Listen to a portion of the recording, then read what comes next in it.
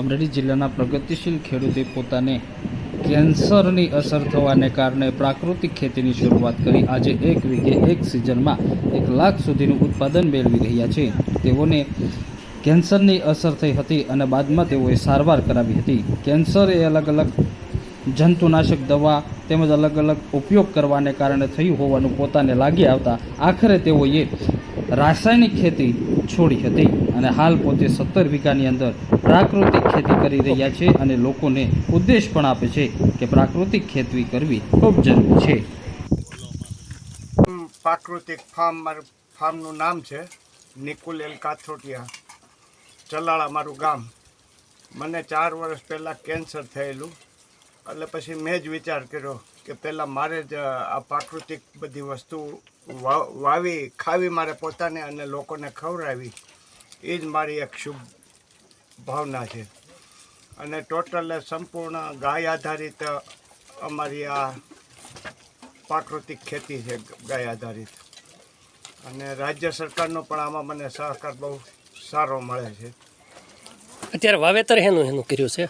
વાવેતર ભીંડો, ગુવાર, ચીબડા, કારેલા, દૂધી, ચોળી, ગલકા, રીંગણા, મરચાં, એટલું આવે આ બધું કઈ કઈ જગ્યાએ જાય છે ખાસ કરીને આજે તમારી શાકભાજી? અત્યારે સુરત, બોમ્બે, રાજકોટ, આજે રાજકોટ મોકલવાના છે। એટલે આવી રીતે એ લોકોના ઓનલાઈનમાં જે ઓર્ડર મળે એ લોકોને અમે મોકલીએ છીએ બધાને। અને કુરિયરવાળાની આરે નક્કી કરેલું છે બસમાં અને કોઈ વે, 3માંથી જે અનુકૂળ હોય। અત્યારે આવક કેવી છે તમારે? અત્યારે એટલી બધી આવક નથી, કારણ કે 10 થી 12 લોકોને તો અમારે મજૂર જ રાખેલા છે 500 રૂપિયાના રોજથી। એટલે એ પ્રમાણે અત્યારે એનો ખર્ચો માણું ઉપડે છે અત્યારે।